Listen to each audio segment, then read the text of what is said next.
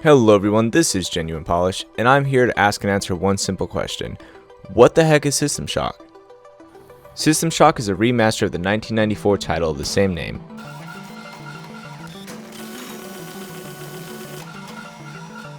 Where you, the player, take on the role of the protagonist named Nameless Hacker.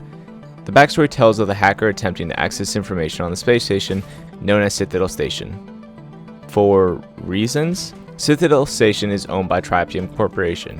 When the hacker is caught, a Tritium executive, Vice President Edward Diego, whose character model they got by taking one of the developers' faces and pressing it really hard into the screen, offers to drop all charges in exchange for his assistance into hacking the Shodan, the AI in control of the station, for his own nefarious purposes. Diego offers military-grade neural implant upgrades in exchange for the hacker's cooperation.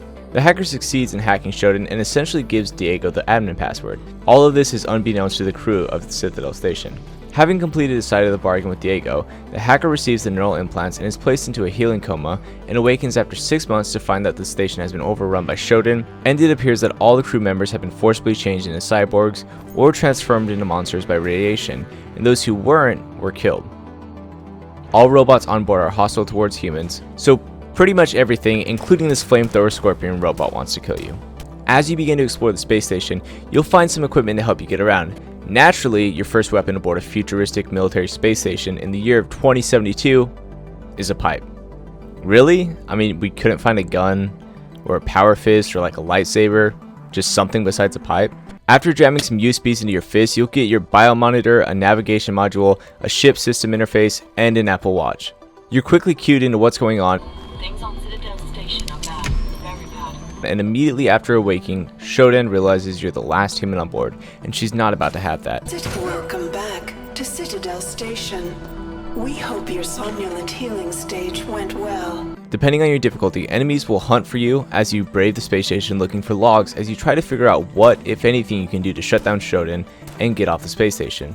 What's this? A new challenger approaches? Guess you'll have to play to see who it is. The station is divided into different levels, starting with level 1, the medical level.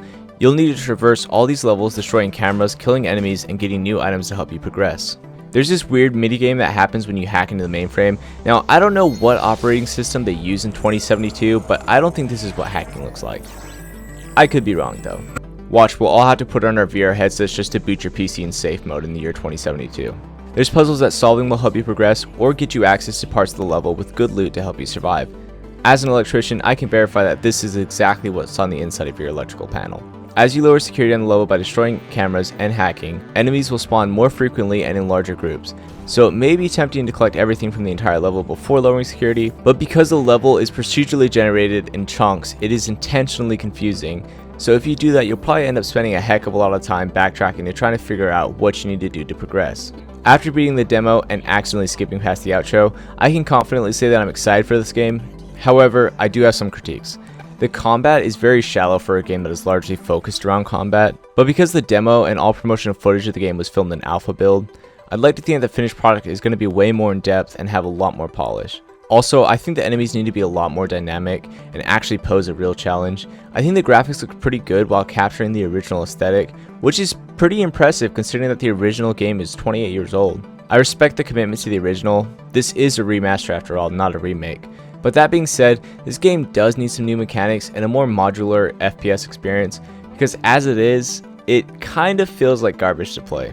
I think the way the game feels in the alpha build is still very competent, but for $39.99 USD, and to match the way players felt when playing the original, because nostalgia is always rose-colored, there's got to be some major improvements in the final build. This game is set to release on March 2023.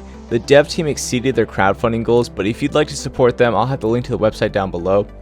With all that, I think we've answered the question, what the heck is System Shock? Make sure to hit the subscribe button if you like this video, and I'll see you next time.